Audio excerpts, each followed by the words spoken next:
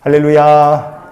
한 주간을 주의 은혜 속에서 잘 마무리하시는 복된 금요일이 되시기를 주의 이름으로 축원을 드립니다. 오늘 말씀 잠언 20장 15절 말씀을 같이 보시겠습니다. 세상에 금이 있고 진주도 많거니와 지혜로운 입술이 더욱 귀한 보배니라. 아멘. 금과 진주가 세상에서 손꼽히는 값진 보물이겠죠. 그런데 오늘 본문 말씀은 지혜로운 입술은 금과 진주보다 더 귀한 보배다. 우리에게 이렇게 말씀해 줍니다. 사람이 어떤 말을 할 때 그 입술이 금과 진주보다 더 보배로울 수 있겠습니까? 첫 번째로 하나님을 찬양할 때입니다. 시편 34편 1절 말씀을 같이 한번 찾아보시겠습니다. 내가 여호와를 항상 송축하며 내 입술로 항상 주를 찬양하리이다. 아멘. 내 입술로 주를 항상 찬송하겠노라 그랬습니다. 워싱턴 대학의 명예교수인 존 고트만이라는 분이 계십니다. 이분은 사람의 심리, 임상 심리의 대가이신데 그는 인간 사이의 관계, 특별히 가장 중요한 인간관계 중에 하나인 결혼에 대해서 많이 연구를 하신 분이에요. 이분이 연구하는 중에 왜 순식간에 파탄이 나는 가정들이 있을까? 어떻게 순식간에 이렇게 결혼관계가 그렇게 아주 그냥 없으면 못 살 것 같았던 사람들이 왜 순식간에 남남으로 갈라지게 될까? 이분이 그걸 연구했습니다. 도대체 어떤 심리가 있으면, 문제가 있으면 이렇게 될까? 순식간에 파탄이 나버리는 결혼 관계를 연구하면서 이 고트만 교수는 이렇게 이름을 붙였습니다. 관계형 해체의 캐스케이드 모델. 좀 말이 어렵지만 이게 뭐냐면 그냥 위에서부터 아래로 한꺼번에 쭉 무너져 내리는 거를 캐스케이드 현상이라 그러거든요. 한순간에 그냥 훅 무너져 내리는 겁니다. 어떤 경우에 결혼 생활이 그렇게 한 번에 확 무너져 내릴까? 첫 번째로 서로에게 비판만 말할 때 그렇게 된다 이거예요.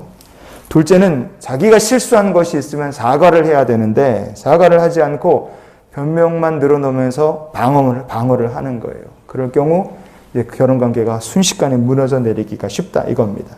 셋째, 다른 사람, 배우자가 말을 하려고 할 때 중간에 끼어들어갖고 말을 가로채고 이야기하는 것을 방해하는 경우입니다. 또 마지막은 뭐냐? 배우자한테 경멸의 말을 할 때 이 정도까지 가면은 이제 결혼관계는 순식간에 무너져 내리게 된다고 합니다. 신앙생활도 똑같은 면이 있다고 생각합니다. 하나님과 우리가 그리스도의 신부죠. 하나님과 우리가 신앙생활한다는 건 결혼생활한다는 것과 비슷해요. 신앙생활에서도 힘든 일이 있습니다. 우리가 낙심이 되고 오늘 찬양처럼 번민이 되는 때가 있어요. 그럴 때일수록 하나님을 찬양하고 하나님께 소망을 둬야 되는데 우리의 삶에 낙심이 되고 번민이 찾아올 때 죽게 오지 않고 우리가 낙심하게 되면 우리의 믿음도 순식간에 무너져 내린다 이겁니다. 하나님과의 관계도 망가져 버립니다. 그러니 정말 금보다도 보배로운 성도가 되려면 우리가 어떻게 해야 되겠습니까? 시편 51편 15절 말씀에 보면요. 주여 내 입술을 열어주소서 그랬어요.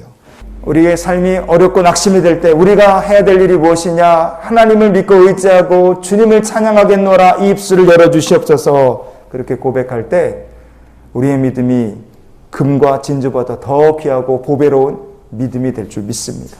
하나님께서 보시기에 아름다운 귀한 성도들이 되시기를 원합니다. 자, 두 번째로 어떤 말을 할 때 사람의 입술이 금과 진주보다 더 보배로울 수 있겠습니까? 두 번째는 하나님께 감사를 드릴 때입니다. 처음에 하나님께 찬양을 한다면 두 번째는 하나님께 감사를 드리는 거예요. 앞서 설명드렸던 이 고트만 교수는요. 결혼관계가 순식간에 무너져 내리는 임계점이 있다고 얘기합니다. 어떤 상황까지 가면 결혼관계가 한꺼번에 확 무너져 내릴까?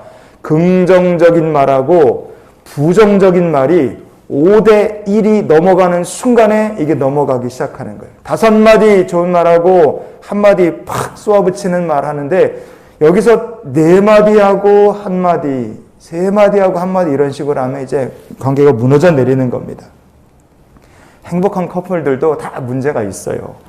10년 이상 결혼관계를 행복하게 유지한 커플들도 조사를 해보면 69%, 그러니까 10쌍 중에서 7쌍 정도는 10년을 같이 살았는데도 해결하지 못한 갈등이 부부 사이에 있다는 겁니다. 그런데 왜 안 싸우고, 왜 안 헤어지고, 왜 가정이 파탄이 나지 않고 행복하게 살 수 있느냐? 부정적인 말도 있고, 때로는 화나는 감정도 있고, 갈등도 생기지만 이 부정적인 생각을 긍정적인 생각으로 덮고, 갈등의 말, 화나는 말들을요, 서로를 향한 사랑과 헌신으로 이걸 덮어버리기 때문에 문제를 이기고 넘어간다는 거예요. 신앙생활도 똑같습니다. 시편 109편을 보면요, 다윗의 시가 있는데요, 이 시편 109편의 다윗의 시를 보면 그의 상황이 좋지 못하다는 것을 우리가 볼 수 있습니다.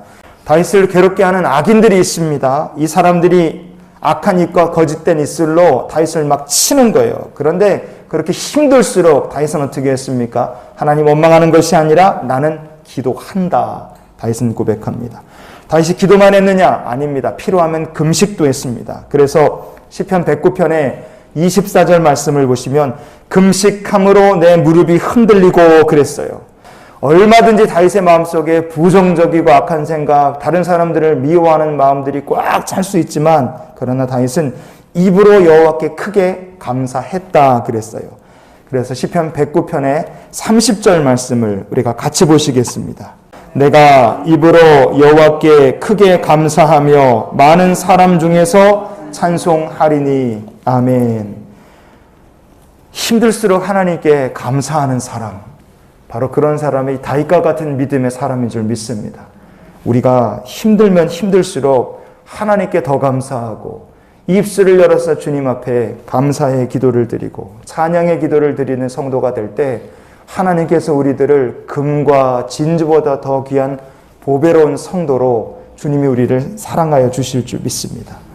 마지막으로 사람이 어떤 말을 할 때 그 입술이 금과 진주보다 더 보배로울 수 있겠습니까? 하나님께서 주신 말씀을 붙들고 기도할 때입니다. 찬양을 하고 감사를 하고 말씀을 붙들고 기도를 하는 거예요. 이사야서 51장 16절 말씀을 같이 보시겠습니다. 내가 내 말을 내 입에 두고 내 손 그늘로 너를 덮었나니 이는 내가 하늘을 펴며 땅의 기초를 정하며 시온에게 이르기를 너는 내 백성이라 말하기 위함이니라. 아멘. 어떤 사람들이 하나님의 백성입니까? 하나님께서 그 입에 두신 말씀을 붙들고 하나님께 기도하는 성도들이에요. 이런 성도들이 하나님께서 너희는 내 백성이다 이렇게 선포하시는 하나님의 백성이고 믿음의 자녀들인 줄 믿습니다. 힘들고 어려운 일이 있으면 있을수록 하나님께서 우리 입에 주신 말씀을 붙들고 위로의 하나님, 능력의 하나님께 기도하는 사람이 되는 거예요. 그러니 오늘 하루를 우리가 이런 기도로 살았으면 좋겠습니다. 우리의 삶에 환난과 번민과 고민이 많으면 많을수록 주님을 찬양하며 살게 하시고 감사하며 살게 해주시고 주신 말씀을 붙들고 오늘을 살게 해주시옵소서. 오늘도 그렇게 보배로운 성도로 지혜로운 입술로 하나님을 경배하며 사는 귀한 하루가 되시기를 주의 이름으로 축원을 드립니다.